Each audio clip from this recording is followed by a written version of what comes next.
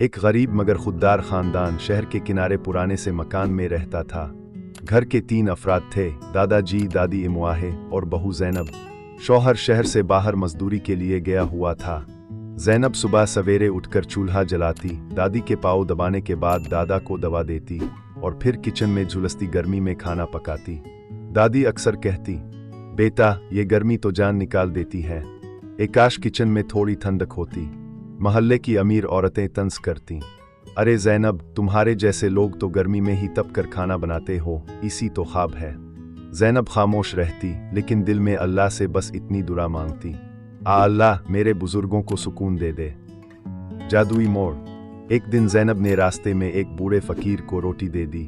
फकीर ने मुस्कुराकर एक पुराना सा डब्बा दिया और कहा, इसे किचन में लगाना, ये सिर्फ ठंडी हुआ नहीं दुआओं की हुआ देगा। जैनब ने इसे शुक्रिया कहकर रख लिया। अगले दिन जब इसने डब्बा खोला तो वो एक पुराना एसी यूनिट था।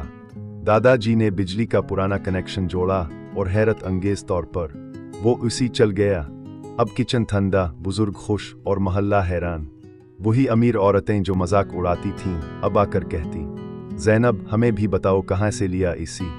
जैनब ने सिर्फ इतना कहा, हमने किसी दुकान से नहीं लिया, हमने किसी का दिल ठंडा किया था, तब जाके किचन ठंडा हुआ है।